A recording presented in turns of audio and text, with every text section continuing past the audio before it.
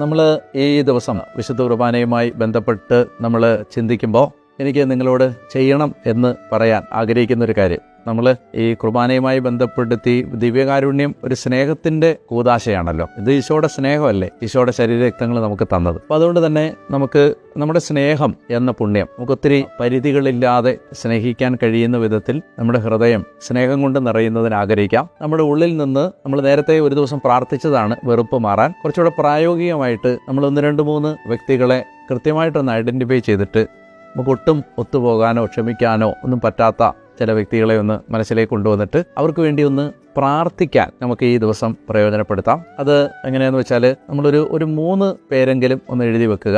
അങ്ങനെ ഉണ്ടെങ്കിൽ നിങ്ങൾക്ക് ആരോട് ശത്രുത ഇല്ലെങ്കിൽ കുഴപ്പമില്ല. ഉള്ളിൽ ഒരു വിഷമം, ഒരു കലർപ്പ്, അവരെക്കുറിച്ച് ഓർക്കുമ്പോൾ തന്നെ ഒരു സങ്കടം, അവർ ചെയ്തതൊക്കെ ഓർക്കുമ്പോൾ തന്നെ ഒരു വിഷമം, അങ്ങനെയുള്ള ആരെങ്കിലും ഉണ്ടെങ്കിൽ അവരുടെ പേരൊന്ന് എഴുതി വെച്ചിട്ട് അവർക്ക് വേണ്ടി ഒരു സ്വർഗസ്ഥനായ പിതാവേ, ഒരാൾക്ക് വേണ്ടി ഒന്ന് ചൊല്ലി, ദൈവമേ അവരോട് എനിക്ക് സ്നേഹത്തോടെ ഇടപഴകാൻ, ഓർക്കാൻ എന്നെ ഒന്ന് സഹായിക്കണേ എന്ന് പ്രാർത്ഥിക്കാം. നമുക്ക് ഇന്ന് ചൊല്ലേണ്ട പ്രാർത്ഥന ഇതാണ്: കർത്താവേ, അന്നന്ന് വേണ്ട ആഹാരം ഇന്ന് ഞങ്ങൾക്ക് നൽകണമേ.